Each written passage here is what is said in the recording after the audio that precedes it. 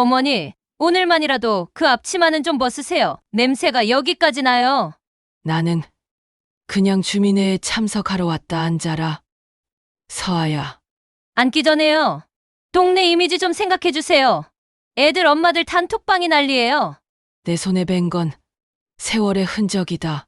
사람 해친 냄새는 아니야. 해치진 않죠? 근데 체면은 해쳐요. 복도에서 비린내 난다고 민원 들어왔어요. 복도에 흘린 건 내가 아니다. 그래도 더 조심하마. 조심으로 될 일이 아니에요. 지우 옆에 애들이 앉기 싫다잖아요. 그 손으로는 애 만지지 말아주세요. 이 손으로 너희 아버지 제사상도 차리고 지우도 안았다. 그러니까 이제 그만하시라고요. 우리도 사람답게 살 권리가 있어요. 재훈 씨 회사 사람들도 다 알아요. 생선 장사집이라고. 생선 장사집이 뭐 어때서? 그럼 사람답게 거리 좀 두세요. 집에 냄새 들이지 말고 가능하면 이사도 좀 생각하시고요. 며느리에게 무시당하는 윤말순 할머니 이야기 시작하기 전 무료로 하실 수 있는 구독과 좋아요 부탁드리고 어디서 듣고 계신지 댓글 남겨주세요. 하늘에 떠다니는 구름 사연 시작합니다. 그날 오후 아파트 단지 내 주민회의실. 형광등 불빛이 차갑게 내려앉은 공간에서 한 여자의 목소리가 공기를 갈랐습니다. 그 목소리의 주인은 방서아, 34살의 며느리였습니다. 키 165cm의 단정한 보부 머리, 평소엔 온화한 미소를 지었지만 이날만큼은 달랐죠. 어머니, 제발 체면 좀 생각하세요. 냄새가 여기까지 나잖아요. 서아의 시선이 회의실 한쪽 구석에 앉아있는 한 여인에게 향했습니다. 그곳에는 윤말순이 있었죠. 62의 나이 세월의 무게가 어깨를 구부려 놓았지만 여전히 곧은 등뼈를 유지하려 애쓰는 여인이었습니다. 손등에는 소금물에 불어 갈라진 흔적과 칼베인 흉터가 촘촘했고 낡은 고무 앞치마 자락에는 말라붙은 비늘과 얼음물 얼룩이 희미하게 남아 있었습니다.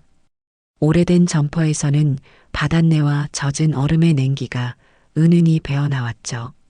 주민회의실에 모인 20명 남짓한 사람들이 웅성거리기 시작했습니다. 누군가는 고개를 돌려 피했고 누군가는 노골적으로 코를 찡그렸죠. 말수는 플라스틱 의자에 등을 기댔습니다. 차가운 등받이가 척추를 타고 오르는 서늘함이 가슴까지 전해졌습니다. 이쯤 되면 고개라도 숙여야 할까? 그 순간 머릿속을 스친 생각이었습니다. 평생 그래왔듯이 고개를 숙이고 작아져서 상황이 지나가기를 기다리는 것. 하지만 그날만큼은 아니었습니다. 무언가가 가슴속에서 꿈틀거렸거든요. 윤말순, 부산 남포동에서 태어나 자란 여인입니다. 25세 남편을 만나 결혼했고 36에 홀어머니가 되었죠.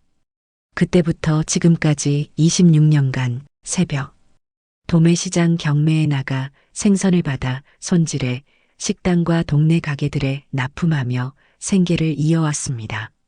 새벽 5시면 일어나 스티로폼 아이스박스에 얼음과 생선을 차곡차곡 담고 오후 6시까지 젖은 바닥과 물비린내를 헤치며 동네 곳곳을 누볐죠. 그 박스에는 늘 바닷소금의 냄새와 얼음 부딪히는 소리가 배어 있었습니다. 의장석 앞에서 서아의 입꼬리가 살짝 올라갔습니다. 마치 자신이 이겼다는 듯한 표정이었죠. 이 동네 이미지도 좀 생각해 주세요. 아이들도 있고. 서아는 7cm 굽의 베이지색 구두를 신고 있었습니다. 그 구두 굽이 바닥을 두드릴 때마다 나는 소리가 유독 날카로웠죠. 말수는 가만히 그 구두 끝을 바라보았습니다. 광택이 나는 가죽이 형광등 빛을 반사해 번쩍였고 그 빛이 마치 칼날처럼 예리해 보였습니다. 회의실 안의 공기가 무거워졌습니다. 에어컨이 돌아가고 있었지만 답답함이 가시지 않았죠. 말순의 목구멍이 메말라갔습니다. 침을 삼키려 했지만 침조차 말라버린 것 같았습니다. 윤말순 어머님, 회의를 주재하던 관리사무소장이 조심스럽게 말을 꺼냈습니다. 주민분들께서 좀 불편해 하신다고 하는데 그 순간 말수는 자신의 손을 내려다보았습니다. 거친 손가락 사이로 깊게 패인 주름들, 얼음물에 오래 담가 생긴 하얀 균열들, 비늘을 치다 스친 칼자국들이 선명했습니다. 이 모든 상처들이 자신의 삶이었습니다. 부끄럽지 않은 흔적들이었죠. 그런데 그 일이 시작된 건 사실 그 전날 새벽 한 통의 전화에서였습니다. 그때만 해도 말수는 이런 일이 벌어질 줄 꿈에도 몰랐죠. 평범한 하루가 될 거라고만 생각했습니다. 하지만 운명이라는 건 때로는 예고 없이 찾아오는 법입니다. 항구에 매달린 그물이 갑작스런 돌풍에 요동치듯 말순의 일상도 그날을 기점으로 완전히 달라지기 시작했습니다. 회의실에서 사람들의 시선이 계속 말순에게 꽂혔습니다. 어떤 이는 동정 어린 눈빛이었고 어떤 이는 불편함을 감추지 못했죠. 말수는 그 모든 시선을 받아내며 생각했습니다. 내가 정말 이렇게 작아져야만 하는 걸까? 그 질문이 가슴속에서 점점 커져갔습니다. 마치 수조 속 물살이 끊임없이 맴돌듯 그 생각이 머릿속에서 계속 돌고 돌았습니다. 새벽 5시 말순이 운영하는 작은 생선가게에서는 하루가 이미 시작되고 있었습니다. 밤새 받아온 생선이 든 스티로폼 아이스박스에서 얼음이 우수수 굴러내렸고 수조의 펌프가 내뿜는 물소리와 칼이 도마를 두드리는 소리가 공기를 채웠죠. 바닷소금의 매캐한 냄새와 젖은 얼음의 냉기가 가게 안에 은은히 퍼져 있었습니다. 말수는 새벽 경매에서 들여온 고등어와 광어 갈치를 하나하나 꺼내 상태를 확인하고 있었습니다. 비늘은 제대로 쳐졌는지, 내장은 깨끗이 제거됐는지, 포를 뜬 단면이 고르게 나왔는지 살피는 것이 그녀의 습관이었습니다. 26년간 해온 일이었지만 여전히 한 마리 한 마리가 소중했습니다. 단골들이 역시 말순 씨 손은 비린내가 안 배고 손질이 곱다라고 말할 때가 그녀의 작은 자부심이었거든요. 그때였습니다. 카운터 아래 놓인 낡은 유선 전화가 울렸습니다. 새벽 5시에 걸려오는 전화라니 심상치 않았죠. 말수는 젖은 손을 고무 앞치마에 닦으며 수화기를 들었습니다. 여보세요? 윤말순님 맞으시죠? 전화기 너머로 들려온 것은 정중하지만 어딘지 무거운 남성의 목소리였습니다. 말수는 가슴이 철렁 내려앉는 느낌이었습니다. 새벽에 걸려오는 정중한 전화는 되게 좋은 소식이 아니었거든요. 네, 맞습니다만 이월양 선생님과 관련해서 연락드린 김정은 변호사입니다. 이월양. 그 이름을 듣는 순간 말순의 기억 속에서 먼지가 풀풀 날렸습니다. 오래된 앨범을 뒤적일 때처럼 희미했던 기억들이 하나둘씩 되살아났죠. 어렸을 때였습니다.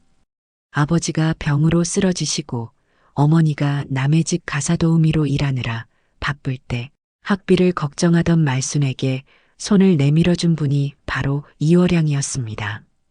동네 재단에서 봉사활동을 하시던 분이었죠.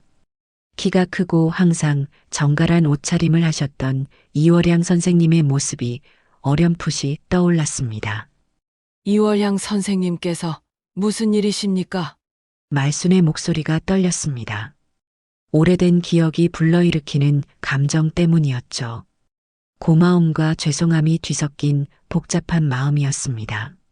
어제 저녁 급성 심정지로 돌아가셨습니다. 변호사의 말에 말수는 잠시 말문이 막혔습니다. 수화기를 쥔 손에 힘이 들어갔고 가슴속 어딘가가 뻥 뚫린 것 같았습니다. 이월양이라는 이름이 이제는 영원히 과거형이 되어버린 것이죠. 그런데 변호사가 말을 이었습니다. 유 원장의 윤말순님께서 단독 상속인으로 기재되어 있습니다. 네.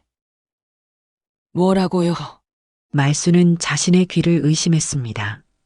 상속인이라니 그것도 단독으로 말입니다.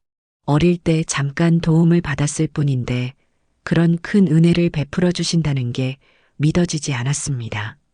정확한 내용은 사무실에서 설명드리겠습니다. 언제 시간 되실까요? 통화가 끝난 후 말수는 가게 뒤편으로 나갔습니다. 방금 전까지 쥐고 있던 회칼을 조심스레 내려놓았습니다. 얼음물에 오래 담가둔 손끝이 얼얼했죠. 차가운 새벽 공기가 뺨을 스쳤지만 정작 머리는 뜨겁게 달아올랐습니다. 상속. 내게. 그 단어들이 머릿속에서 맴돌았습니다. 믿을 수 없는 일이었죠. 26년간 하루하루 버티며 살아왔는데 갑자기 이런 일이 생긴다니 말입니다. 말수는 뒷마당 구석에 놓인 낡은 플라스틱 의자에 주저앉았습니다. 무릎이 후들거렸거든요. 하늘을 올려다보니 별들이 아직 반짝이고 있었지만 동쪽 하늘 가장자리가 살짝 밝아오고 있었습니다. 이월양 선생님, 작은 목소리로 중얼거렸습니다. 그분의 얼굴이 정확히 기억나지는 않았지만 따뜻했던 손길과 공부 열심히 해서 훌륭한 사람이 되렴이라고 하셨던 말씀은 선명했습니다. 그때는 그냥 어른들이 하는 인사치레로만 들었는데 이렇게 수십 년이 지나서 다시 그 의미를 되새기게 될 줄이야. 그날 하루 종일 말순의 어깨는 무거웠습니다. 평소 같으면 리듬감 있게 처리했을 손질이 왠지 더디게 느껴졌고 비늘을 치고 포를 뜰 때도 집중이 잘 되지 않았죠.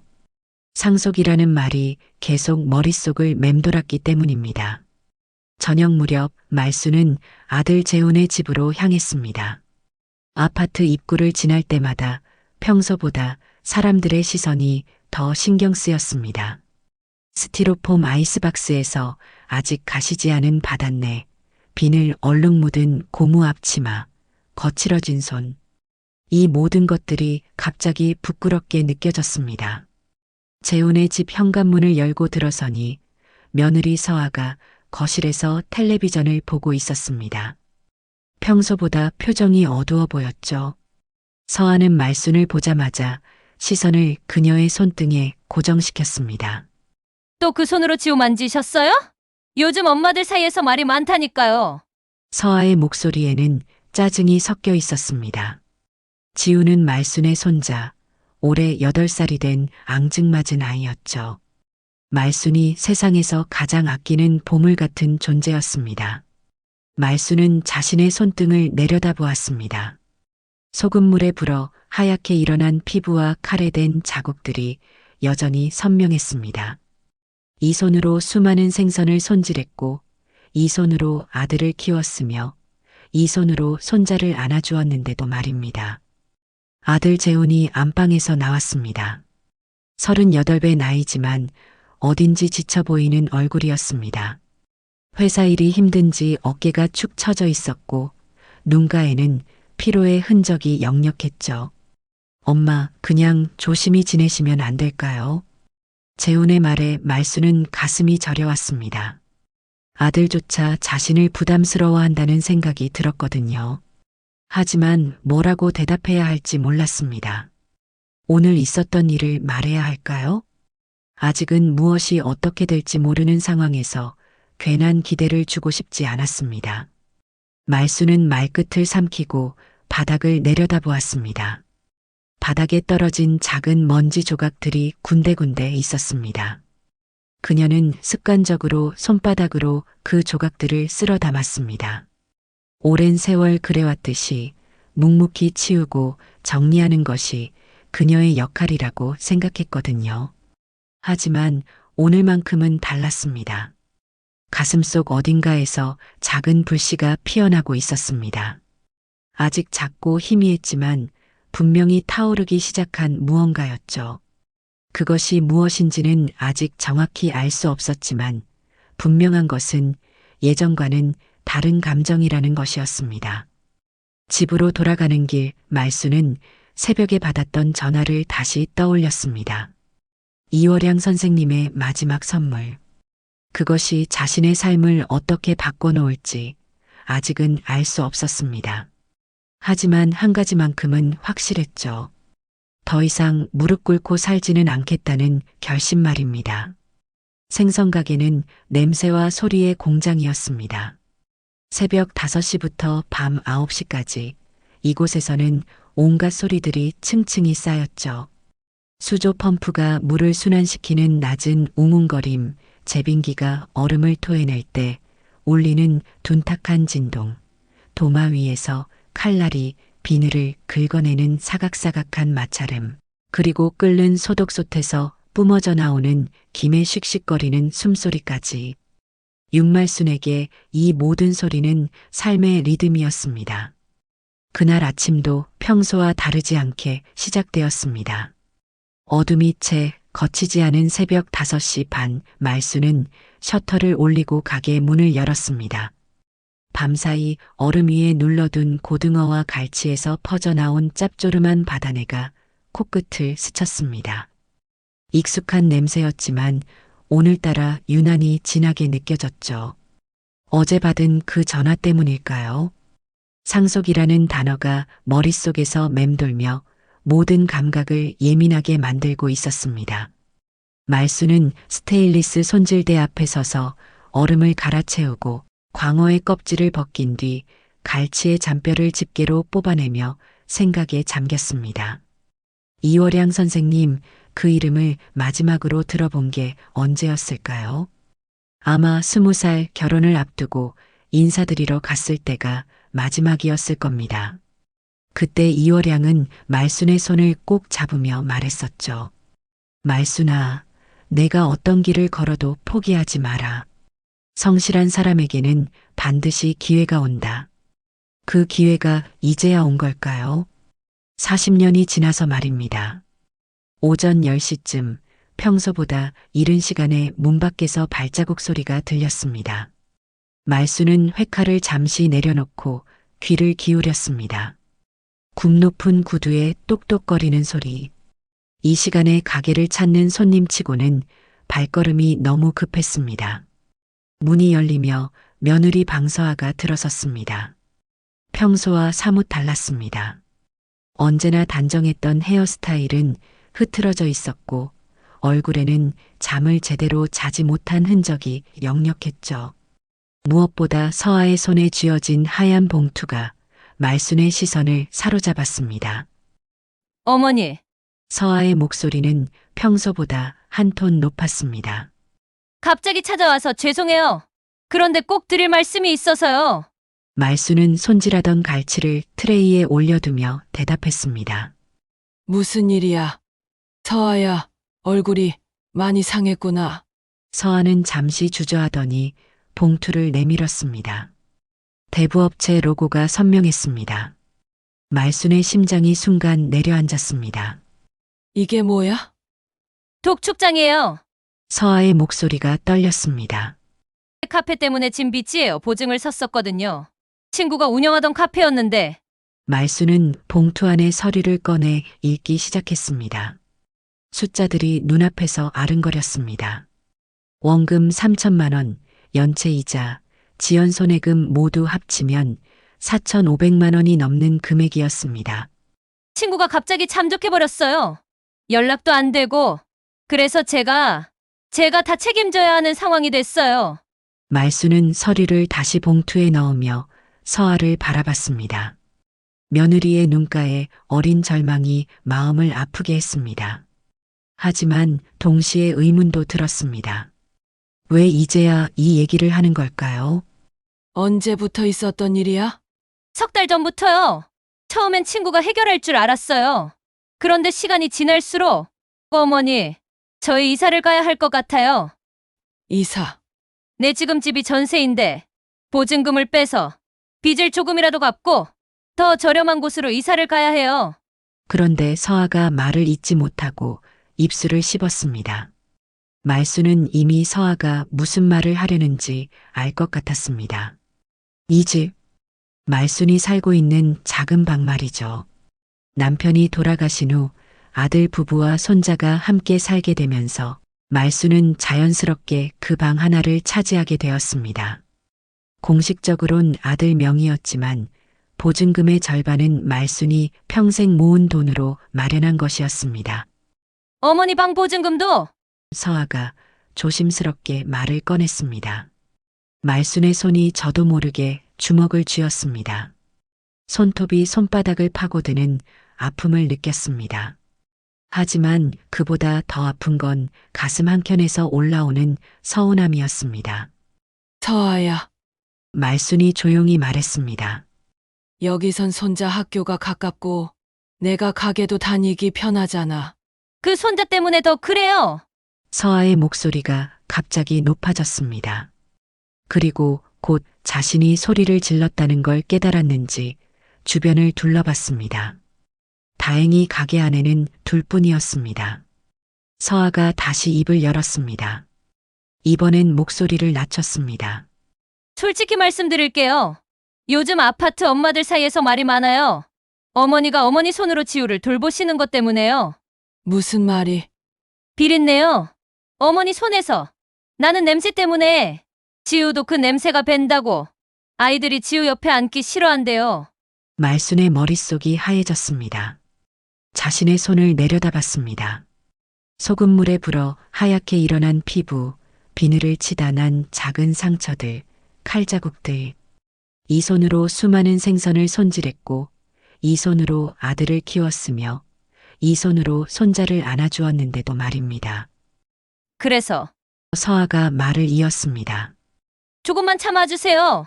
다른 곳으로 이사가서 새로 시작하면 지우도 새로운 친구들을 사귈 수 있을 거예요. 말수는 수조물이 도는 소리와 제빙기의 둔탁한 진동을 들으며 생각했습니다. 이 모든 소리, 이 모든 냄새가 자신의 삶이었는데 그것이 손자에게는 부끄러운 것이 되어버렸다는 현실이 가슴을 짓눌렀습니다. 그때 가게 문이 열리며 아들 윤재훈이 들어왔습니다. 서아가 여기 있는 것을 보고 놀란 표정이었습니다. 서아야, 왜 여기 있어? 회사 안 가? 서아가 재훈에게 다가가며 말했습니다. 어머니랑 이사 얘기하고 있었어. 재훈의 얼굴이 굳었습니다. 또 그 얘기야? 또 그 얘기가 아니라 정말 심각한 상황이라고. 서아가 독촉장을 내밀었습니다. 재훈은 서류를 훑어보더니 한숨을 깊게 쉬었습니다. 엄마, 그냥 조용히 지내면 안 될까? 말순의 가슴이 또 한 번 내려앉았습니다. 아들마저도 자신이 조용히 있어주길 바라고 있다는 것을 느꼈습니다. 재훈아, 말순이 조심스럽게 말했습니다. 엄마도 생각이 있어. 무슨 생각이요? 서아가 날카롭게 물었습니다. 말순은 어제 받은 전화 내용을 말할까 하다가 그만두었습니다. 아직 확실하지 않은 일이고 무엇보다 이런 상황에서 그 얘기를 꺼내는 게 적절한지 확신이 서지 않았습니다. 그냥 좀 더 생각해보자. 서아의 표정이 실망으로 바뀌었습니다. 어머니, 저희가 이렇게까지 말씀드리는데도 안 들어주시는 거예요? 말수는 대답 대신 바닥에 떨어진 비늘 조각을 손바닥으로 쓸어 담았습니다. 작고 은빛 나는 조각들이 손바닥 위에서 일어날 듯 말 듯 반짝였습니다. 마치 자신의 마음처럼 불안하게 흔들리고 있었습니다. 그날 저녁 말수는 혼자 가게에 남아 마감 손질을 정리했습니다. 소독솥에서 올라오는 뜨거운 김이 얼굴을 스쳤지만 그것보다 더 뜨거운 건 가슴속에서 치밀어 오르는 감정들이었습니다. 분노도 서운함도 그리고 무력감도 모두 뒤섞여 있었습니다. 그때 핸드폰이 울렸습니다. 변호사 사무실에서 온 문자였죠. 내일 오후 2시 상속 관련 서류 정리를 위해 방문해 주시기 바랍니다. 말수는 핸드폰을 내려놓고 셔터를 내리기 전 잠시 골목을 바라봤습니다. 어둠이 내린 길에 가로등이 하나둘 켜지고 있었습니다. 마치 희망이 하나씩 켜지는 것처럼 보였습니다. 변호사 사무실은 말순이 상상했던 것보다 훨씬 근사했습니다. 높은 천장과 가죽 소파, 그리고 벽면을 가득 채운 법전들이 위압적이면서도 신뢰감을 주었습니다. 평생 이런 곳에 와볼 일이 없을 줄 알았는데 60이 넘어서야 처음 발을 들여놓게 되었습니다. 접수 직원의 안내를 받아 대기실에 앉자 말수는 새 옷을 입고 왔음에도 손끝에 뱀 바다내가 신경 쓰였습니다. 어젯밤 여러 번 비누로 박박 문질러 씻었지만 소금물과 얼음, 생선 비늘이 남긴 얕은 칼자국과 비린내는 쉽게 사라지지 않았습니다. 이곳 사람들과는 다른 세계에서 온 듯한 이질감이 어깨를 무겁게 눌렀습니다. 윤말수님, 들어오세요. 중년 변호사가 정중히 문을 열었습니다. 단정한 정장 차림에서 묵직한 신뢰가 느껴졌습니다. 책상 위에는 푸른색 봉투가 놓여 있었는데 생각보다 두꺼웠습니다. 먼저 고인과의 관계를 확인하고 싶습니다. 변호사가 서류철을 펼치며 물었습니다. 이월양 고인과는 어떤 관계셨나요? 말수는 잠시 호흡을 고르고 답했습니다. 어릴 때 학비를 지원해 주신 분이에요.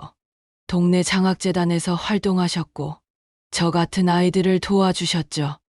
아, 그렇군요. 고인께서 남기신 편지에도 그 이야기가 있습니다. 변호사가 푸른 봉투를 열며 고개를 끄덕였습니다. 이월양 고인께서는 평생 독신으로 지내셨고 특별한 혈육은 없으셨습니다. 대신 자신이 도운 아이들을 계속 지켜보셨던 것 같네요. 봉투에서 서류들이 한 장씩 나왔습니다. 부동산 등기부등본, 예금 통장 사본, 그리고 손글씨 유언장. 종이의 바스락거림이 유난히 크게 들렸습니다. 우선 부동산부터 말씀드렸습니다. 변호사가 등기부등본을 가리켰습니다. 남포동 소형 상가 건물 1동의 70% 지분입니다. 현재 시세로 약 12억 원 정도로 보시면 됩니다.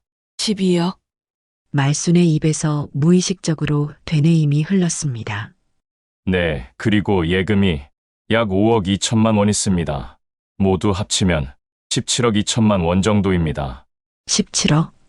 평생 모은 돈을 다 합쳐도 5천만 원이 채 안 되던 삶이었는데 숫자가 현실의 질감 없이 공중에 떠 있는 것 같았습니다.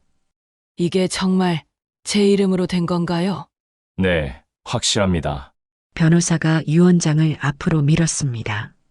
고인께서 직접 쓰신 유언장입니다. 읽어보시겠어요?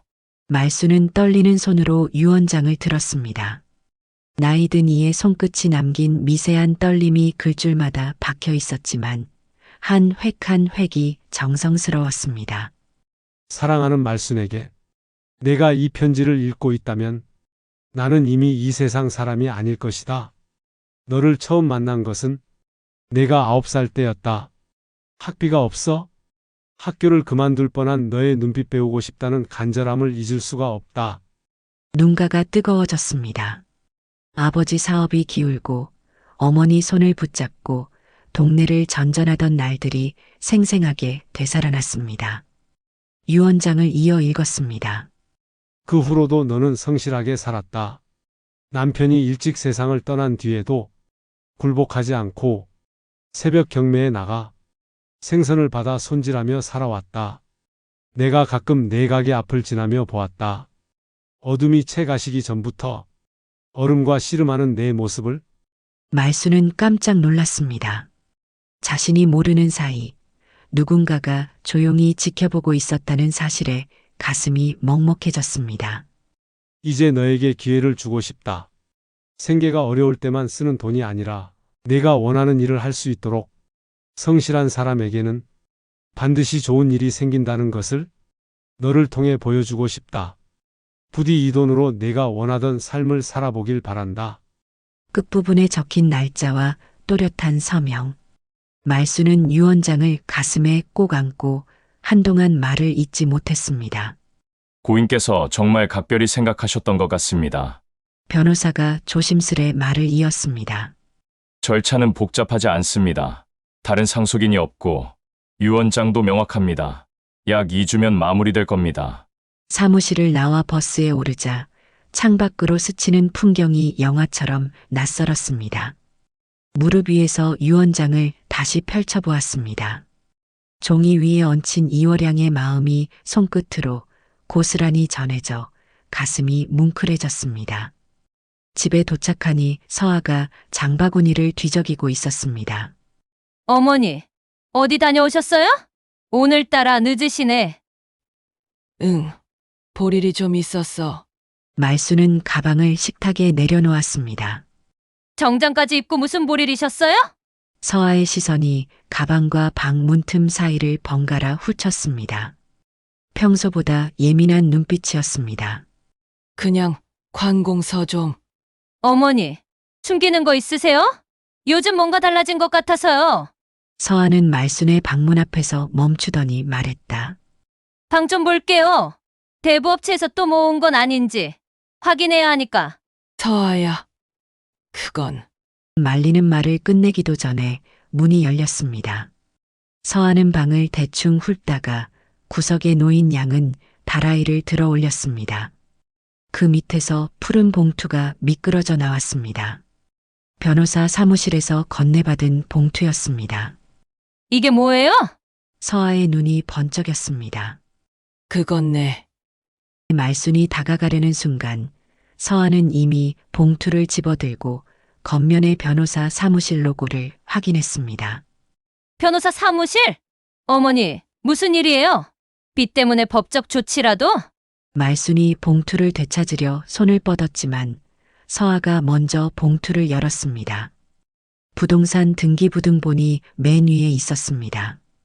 다음 장에는 예금 사본 그리고 유언장 사본이 뒤따랐습니다. 서아의 얼굴이 순식간에 굳었습니다. 이게 부동산 등기부? 서아야, 그건 내가 설명할게. 하지만 이미 늦었습니다. 서아의 시선이 숫자에 꽂혔습니다. 17억. 어머니, 이게 정말이에요? 숨길 수 없다는 걸 인정할 수밖에 없었습니다. 그래, 어제 연락이 와서 오늘 변호사에게 다녀왔어. 서아는 한참 서류를 들여다보다가 말순을 바라봤습니다. 놀람과 다른 어떤 계산이 뒤섞인 눈빛이었습니다. 어머니가 17억을 상속받으셨다고요? 응, 그럼 우리 빚은 해결되는 거네요. 말순의 가슴이 서늘해졌습니다. 기쁨보다 먼저 올라오는 계산의 그림자. 그 그림자는 생각보다 길고 짙었습니다. 그날 밤 말순은 가게에서 쓰던 찜기손 옆 선반에 오래된 휴대폰을 세워두었습니다. 며칠 전부터 서아의 말과 행동이 마음에 걸려 혹시나 준비해둔 장치였습니다. 녹음앱의 작은 빨간 점이 어둠 속에서 깜빡였습니다. 내일부터는 모든 것이 달라질 겁니다. 다만 그 변화가 축복일지 갈등의 불씨일지는 아직 알 수 없었습니다. 창밖에서 밤바람이 스치는 소리를 들으며 말수는 유언장을 다시 펼쳐 마지막 문장을 손끝으로 더듬었습니다. 성실한 사람에게는 반드시 좋은 일이 생긴다. 그 말이 이번엔 정말 맞기를 간절히 바랐습니다. 윤말수는 손끝으로 휴대폰의 매끈한 표면을 어루만졌습니다. 이 작은 기계 안에 담긴 며느리 방서아의 목소리들이 얼마나 날카로운지 이제야 제대로 알 것 같았습니다. 가게 뒤편 작업대에 앉아 녹음된 파일들을 하나씩 재생해보며 말수는 자신이 얼마나 오랫동안 참아왔는지 깨달았습니다. 어머니가 없으면 편해져요. 정말로요. 서아의 목소리가 스피커를 통해 흘러나올 때 말순의 가슴 한편이 서늘하게 식어내렸습니다. 이 말이 나온 건 지난주 화요일 저녁이었습니다. 손자 지우가 학교에서 돌아와 할머니 손을 잡고 뛰어다니던 바로 그날 밤 서아는 남편 윤재훈에게 이렇게 속삭였던 것입니다. 재훈아, 솔직히 말해봐. 어머니 때문에 우리가 얼마나 힘든지 알잖아. 아이들 친구 엄마들도 다 알고 있어. 우리 시어머니가 생선 장사하신다는 거. 그때 재훈이 뭐라고 대답했는지 말수는 기억했습니다. 아들은 한참 동안 말이 없다가 작게 한숨을 내쉬었을 뿐이었습니다. 그 침묵이 서아에게는 동조의 신호로 받아들여졌겠지요. 이제 말수는 그 모든 대화들을 증거로 갖고 있었습니다. 서아가 이웃들에게 시어머니가 치매 기미가 있다고 거짓말한 것도 비린내 때문에 아이들이 스트레스 받는다고 한 말도 모두 선명하게 담겨 있었습니다. 오후 4시쯤 가게 문이 열리면서 서아가 들어왔습니다. 평소보다 화장이 진했고 새로 산 듯한 하늘색 블라우스를 입고 있었습니다. 말수는 손질대 앞에서 고등어를 포뜨고 있었는데 서아의 발걸음 소리가 평소와 달랐습니다. 더 빠르고 더 결연했습니다. 수조 펌프의 웅웅거림과 제빙기의 둔탁한 진동음 위로 하이힐이 바닥을 치는 소리가 날카롭게 얹혔습니다. 어머니, 우리 얘기 좀 해요. 서아는 칼끝이 도마를 두드리는 소리를 덮을 만큼 큰 목소리로 말했습니다. 말수는 회칼을 내려놓고 서아를 바라보았습니다. 며느리의 눈동자에는 지난 며칠 동안 보지 못했던 강한 의지가 서려 있었습니다. 17억이요? 어머니 혼자서 다 쓰실 거예요? 서아의 목소리는 처음엔 차분했습니다. 하지만 점점 날이 서기 시작했습니다. 말수는 그 변화를 정확히 감지할 수 있었습니다. 마치 끓는 물에 손을 넣는 것처럼 서아의 감정이 위험한 온도에 다다르고 있었습니다. 서아야, 그 돈은 내 이름으로 온 거야. 나도 인간으로 살 권리가 있어. 말순의 대답은 단호했습니다. 하지만 그 말을 하면서도 가슴 한편이 두근거렸습니다. 이렇게 며느리에게 맞서는 것이 처음은 아니었지만 이번엔 뭔가 달랐습니다. 17억이라는 금액이 주는 무게감도 있었지만 무엇보다 말순 자신이 달라졌다는 느낌이었습니다. 권리요? 서아가 비웃듯 말했습니다. 그럼 우리도 인간답게 살 권리가 있죠. 재훈이가 얼마나 스트레스 받는지 아세요? 회사에서 승진 누락된 것도 다 어머니 때문이에요. 이 말을 들은 순간 말순의 가슴이 뜨겁게 달아올랐습니다.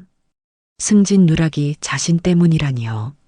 서아는 이제 아무 말이나 지어내고 있는 것 같았습니다. 말순은 천천히 휴대폰을 꺼내 들었습니다.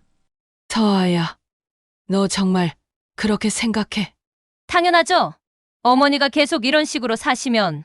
서아가 말을 계속하려는 순간 그녀가 성큼 다가오며 몸이 스쳤고 그때 끓는 소독솥에서 치솟은 뜨거운 김이 말순의 팔목을 스쳤습니다.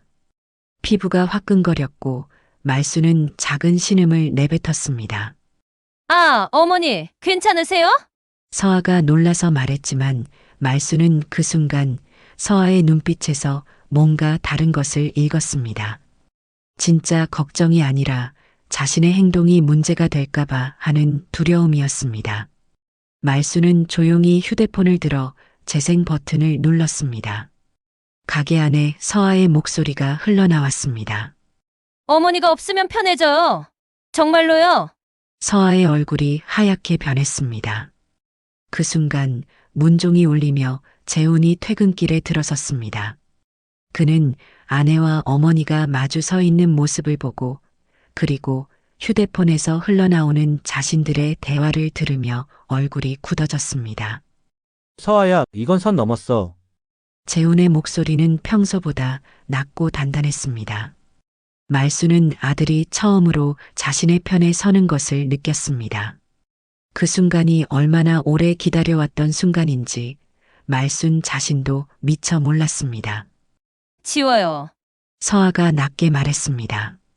그거 지워요, 어머니. 아니, 말순의 대답은 간단했습니다. 하지만 그 한마디에는 지난 몇 년간 쌓여온 모든 감정이 담겨 있었습니다. 이건 살아남기 위한 마지막 수단이야. 내가 무시당한 말들을 풀고 새로운 삶을 세우려면 증거가 필요해. 말수는 서아를 똑바로 바라보며 말했습니다. 서아의 눈동자가 흔들렸고 재호는 여전히 말이 없었습니다. 하지만 그의 시선이 어머니에게 머물러 있다는 것만으로도 말순에게는 충분했습니다. 그날 밤 말순은 가게 뒤편에 혼자 앉아 있었습니다. 팔목의 화상은 생각보다 심하지 않았지만 마음의 상처는 더 깊었습니다. 하지만 동시에 뭔가 중요한 변화가 일어나고 있다는 것도 느꼈습니다. 이제 더 이상 혼자가 아니었습니다. 증거가 있었고 아들이 있었습니다. 무엇보다 자기 자신이 있었습니다. 이틀 후 아침 말수는 부엌 식탁에 두 장의 종이를 나란히 놓았습니다. 하나는 변호사가 작성해준 고소장 초안, 다른 하나는 말순이 직접 손으로 쓴 공개 사과문 양식이었습니다. 재훈이 커피를 따르다 말고 두 종이를 번갈아 보았습니다. 고소장에는 정신적 피해, 폭언, 협박 같은 말이 빼곡했고 사과문에는 말순의 단정한 글씨로 몇 줄이 적혀 있었습니다. 나는 선택하라고 강요하진 않을 거야. 말순이 천천히 말했습니다. 지난 이틀을 온전히 이 순간을 위해 썼습니다. 복수를 바라는 마음도 조용히 덮고 싶은 마음도 있었지만 결국 중요한 건 딱 하나였습니다. 다만 내가 나를 버리지 않겠다고 선언할 뿐이야. 재훈은 문서를 다시 훑었습니다. 고소장에는 날짜와 함께 녹음 파일, 이웃 증언, 그리고 가게 소독 속 김의 대인 팔목 화상 사진까지 증거가 정리되어 있었습니다. 반면 사과문은 간결했습니다. 방서하는 시어머니에 대한 모욕과 폭언을 인정하고 공개적으로 사과한다. 재발 방지를 약속한다. 두 줄의 뼈대. 그때 침실 문이 열리고 서아가 나왔습니다. 눈가가 퉁퉁 부어 있었습니다. 식탁 위에 종이를 보는 순간 표정이 굳었습니다. 이게 뭐예요? 선택지야. 말순이 담담히 대답했습니다. 법으로 가거나 아니면 사람들 앞에서 정직하게 사과하거나 사람들 앞에서 무릎 꿇으라는 거예요? 무릎을 꿇어야 할 건 진실 앞이지. 내 앞은 아니야. 서아의 눈빛이 잠시 흔들렸습니다. 지난 며칠 동안 자신이 무엇을 했는지 그 무게를 처음으로 정면에서 마주한 얼굴이었습니다. 재훈이 조심스럽게 입을 열었습니다. 서아야, 엄마 말이 맞는 것 같아. 우리가 너무 심했어. 법으로 가면 어떻게 되는데요? 정신적 피해에 대한 손해배상, 공개 사과 명령, 접근 금지까지 가능하대. 말순이 고소장을 가리켰습니다. 증거가 충분하다고 변호사가 말했어. 서아의 얼굴빛이 더 창백해졌습니다. 법정으로 가면 파장은 크다. 재훈의 직장, 아이, 할 것 없이 모든 게 불리해. 시간은 얼마나 주실 거예요? 사흘. 짧지만 반성할 시간이 충분했습니다. 앞으로 어떻게 살지 결정할 시간. 그날 오후 말수는 혼자 남포동 골목을 걸었습니다. 오래전 이월양 선생님과 나란히 걸었던 길. 말순아, 사람은 누구나 존중받을 권리가 있단다. 가난하다고, 힘들다고 해서 그 권리를 포기하면 안 돼. 그 말의 뜻을 드디어 온몸으로 이해했습니다. 존중은 누가 주는 게 아니라 스스로 지켜내는 것이었습니다. 사흘째 아침 서아가 조용히 말했습니다. 주민회의에서 사과할게요. 승리감보다는 안쓰러움이 먼저 올라왔습니다. 그래도 필요한 과정이었습니다. 서아야, 말순이 부드럽게 말했습니다. 사과는 끝이 아니라 시작이야. 우리 모두에게. 그날 저녁 아파트 관리소 게시판에 공고가 붙었습니다. 마이너스 층간 소음 및 주민 간 갈등 해결을 위한 임시 회의 마이너스. 말수는 종이를 한참 바라보다 고개를 끄덕였습니다. 무릎은 꿇지 않겠다고, 자신의 이름을 쉽게 구기지 않겠다고 다짐했던 그 마음이 이제 현실로 되려하고 있었습니다. 아파트 관리소 회의장 안으로 걸어들어서는 순간 윤말수는 자신의 심장이 제빙기 진동처럼 요동치는 것을 느꼈습니다. 오후 2시 형광등이 차갑게 내려앉은 회의장 안에는 이미 20명 남짓한 주민들이 자리를 잡고 있었습니다. 관리소장 김태수 씨가 단상 앞에서 서류를 정리하고 있었고, 입주민 대표 박현주 씨가 메모를 끄적이며 무언가를 준비하고 있었습니다. 말수는 뒷자리 구석에 조용히 앉았습니다. 남들 눈치 살피는 며느리 때문에 평소 입지 않은 옷을 입고 나갔습니다. 며느리 방서아의 강한 권유 때문이었습니다. 적어도 오늘만이라도 제대로 된 옷 입고 나가세요. 그 말이 아직도 귓가에 맴돌았습니다. 손가락 끝에는 아무리 씻어도 지워지지 않는 바다내가 배어 있었고 소금물과 칼질로 생긴 얕은 상처들은 핸드크림으로도 감춰지지 않았습니다. 회의장 앞쪽에 앉은 서아는 새하얀 셔츠에 검정 재킷을 입고 있었습니다. 카페 사업 실패 뒤 보증 채무에 시달리면서도 겉으로는 품위를 지키려 애쓰는 표정. 그녀의 무릎 위에는 접힌 종이 한 장, 공개 사과문이 놓여 있었습니다. 그럼 시작하겠습니다. 관리소장이 마이크를 잡았습니다. 오늘은 7동 주민이신 윤말순님과 관련된 민원 사안에 대해 논의하는 자리입니다. 말수는 등받이에 몸을 기댔습니다. 주변 시선들이 따갑게 느껴졌습니다. 옆 테이블의 중년 여성이 작은 목소리로 말했습니다. 비린내 때문에 애가 복도 지나다니기 싫다더라. 또 다른 남성은 아파트 이미지에 영향 주는 거 아니냐며 고개를 저었습니다. 입주민 대표 박현주 씨가 일어났습니다. 먼저 지난주 복도에서 발생한 소란에 대해 확인된 사실을 말씀드리겠습니다. CCTV 모니터가 켜졌습니다. 보시는 바와 같이 7동 복도에서 큰 소리가 났고 물리적 접촉도 있었습니다. 화면엔 흐릿하지만 분명한 장면이 담겨 있었습니다. 서아가 시어머니를 밀치고 말순이 벽에 부딪혀 비틀거리는 모습. 회의장 안이 조용해졌습니다. 말순은 그날을 떠올렸습니다. 끓는 소독솥에서 오른 김에 스쳐 남은 팔목의 화상은 아직도 채 아물지 않았습니다. 그때의 당황함과 서러움이 밀려왔지만 이제는 달랐습니다. 녹음된 증거가 있었고 아들 재훈이 자신의 편에 서 있었습니다. 관리소장이 말했습니다. 이 문제를 해결하기 위해 당사자분들이 직접 말씀하시겠습니다. 먼저 방서아 님부터. 서아는 천천히 일어났습니다. 손이 미세하게 떨렸고 종이를 펼치는 소리가 회의장에 울렸습니다.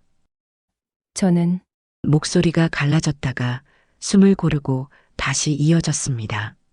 저는 지난 한 달간 시어머니께 용납할 수 없는 말과 행동을 했습니다. 생선 장사로 인한 냄새를 두고 부끄럽다 말했고 아이들 앞에서도 모욕적인 발언을 했습니다. 웅성거림이 퍼졌습니다. 그래도 솔직하네. 역시 그랬군. 특히 지난주 복도에서 시어머니를 밀쳐 다치게 했고 폭언을 했습니다. 가난을 창피하다고 여기고 성실하게 일하시는 분을 무시했습니다. 깊이 반성하며 공개적으로 사과드립니다. 말수는 오래된 양동이 바닥구멍을 떠올렸습니다. 물이 조금씩 새듯 자신의 자존감도 오랫동안 새어나가 있었다는 것을. 이제는 그 구멍을 막을 때였습니다. 박현주 대표가 고개를 돌렸습니다. 윤말수님도 한 말씀 해주시겠어요? 말수는 천천히 일어섰습니다. 소매 끝 아래로 팔목의 화상이 보였지만 감추지 않았습니다. 오히려 굳은 살 박힌 두 손을 모두에게 보여주었습니다. 여러분, 이 손을 보세요. 소금물에 불어 하얗게 일어나고 비늘 긁다 난 상처가 가득합니다. 잠시 회의장을 둘러봤습니다. 하지만 이것은 부끄러움이 아닙니다. 제 평생의 성실함입니다. 공기가 고요해졌습니다. 22에 남편을 잃고 새벽 경매에 나가 생선을 받아 손질해 팔았습니다. 얼음과 씨름하며 칼을 잡은 손을 놓지 않았습니다. 그게 제 삶이었고 제 자부심이었습니다. 앞자리에 앉은 할머니 한 분이 고개를 끄덕이며 눈시울을 훔쳤습니다. 며칠 전 뜻하지 않게 상속을 받게 됐습니다. 말순이 계속했습니다. 어릴 적 제 학비를 도와주신 분이 남기신 돈입니다. 그분은 성실한 사람에게 기회를 주고 싶다고 하셨습니다. 작은 탄성이 여기저기서 새어나왔습니다. 저는 이 돈으로 우리 동네에 마을 무료급식 나눔 주방을 만들겠습니다. 혼자 사시는 어르신들 반찬을 무료로 나누고 아이들 먹일 생선을 깨끗이 손질해 저렴하게 소분해 드리겠습니다. 그게 그분의 뜻을 잇는 길이라고 믿습니다. 회의장 곳곳에서 박수가 터졌습니다. 듬성듬성 시작된 박수는 곧 우렁차게 번졌습니다. 오랫동안 잊고 살았던 존중받는 감각이 가슴을 벅차게 했습니다. 뒤편에 서 있던 윤재훈이 앞으로 나왔습니다. 어머니, 정말 미안했습니다. 그는 깊이 고개를 숙였습니다. 앞으로는 언제나 어머니 편에 서겠습니다. 말수는 아들의 손을 잡았습니다. 손끝으로 오랜만에 가족의 온기가 전해졌습니다. 서아도 일어섰습니다. 어머님, 정말 죄송합니다. 잠시 친정에 들어가 마음을 추스르겠습니다. 제가 너무 많은 실수를 했습니다. 용서는 시간이 필요해. 천천히 해도 괜찮다. 말순의 목소리는 단단하면서도 따뜻했습니다. 관리소장이 마지막으로 마이크를 들었습니다. 오늘 좋은 결말을 보게 되어 다행입니다. 우리 아파트가 서로를 이해하고 존중하는 공간이 되길 바랍니다. 회의가 끝나고 사람들이 하나둘 나가며 다가왔습니다. 사장님, 손질방 열면 꼭 알려주세요. 우리 어머니 반찬도 부탁드려요. 말수는 고개 숙여 인사했습니다. 세상이 바뀐 게 아니라 자신이 바뀌니 사람들의 태도도 달라졌습니다. 회의장을 나서며 그녀는 마음속으로 다짐했습니다. 다시는 무릎 꿇지 않겠다고, 자신의 이름을 쉽게 구기지 않겠다고. 한 달 후, 남포동 골목 어귀에 새 간판이 걸렸습니다. 말순 생선 앤드 반찬 하얀 바탕에 파란 글씨, 쇼케이스의 얼음 위로 은빛 살점들이 반짝였고 가게 안에서는 찜기 김이 가늘게 올라 천장에 닿았다 사라졌습니다. 윤말수는 새로 산 앞치마를 메고 있었습니다. 연두색 바탕에 작은 꽃무늬. 62의 나이에 이런 예쁜 앞치마를 매본 게 언제였나 싶었습니다. 거울 앞에서 매듭을 조이며 자신도 모르게 미소가 번졌습니다. 새 가게는 예전보다 2배 넓었습니다. 한쪽에는 스테인리스 손질대, 대형 싱크대, 제빙기와 진공 포장기가 반듯하게 놓였고 다른 한쪽에는 큰 국속과 찜기, 소분 포장대가 깔끔히 정리되어 있었습니다. 한편에는 어르신들이 쉬어갈 수 있도록 작은 테이블과 의자도 마련했습니다. 할머니, 이 소리 왜 이렇게 좋아요? 8살 손자 지우가 귀를 대고 물었습니다. 제빙기가 얼음을 부수는 둔탁한 소리, 수조물이 도는 잔잔한 소리, 도마 위 칼끝이 딱 하고 뼈를 끊는 소리 아이에겐 모든 게 신기했습니다. 말수는 지우의 머리를 쓰다듬었습니다. 지우야, 저 물소리는 걱정을 씻어주는 소리고 이 생선은 구겨진 마음을 풀어주는 먹거리란다. 문종이 울리며 첫 손님이 들어왔습니다. 70대 할머니 큰 보따리를 안고서 여기가 어르신 반찬 나눔하는 곳인가요? 예. 어르신 혼자 사시죠? 오늘은 민어 맑은탕과 고등어 조림 나눠드려요. 주소 주시면 배달도 해드릴게요.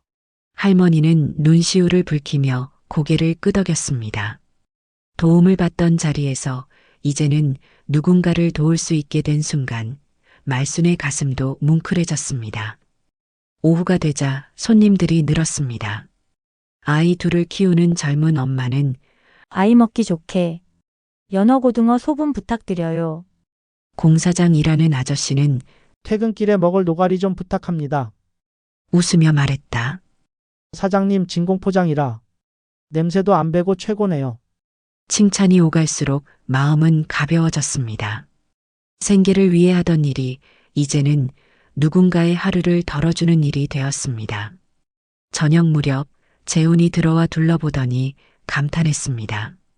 엄마 정말 달라 보이세요. 밝아지셨어요. 이제야 남이 씌워준 체면이 아니라 내가 고른 앞치마를 입고 사는 느낌이야. 서아는 가끔 전화에 많이 반성하더라. 시간이 약이지. 그때 가게 전화가 울렸습니다. 윤말수님 축하드립니다. 시청 복지과입니다. 마을 무료급식 지원 사업 선정되셨어요. 운영비 일부를 지원하고 홍보도 도와드릴게요. 전화를 끊은 뒤 소식을 전하자 재훈이 어머니를 꼭 안았습니다. 정말 자랑스러워요. 문을 닫으며 오늘을 정리했습니다.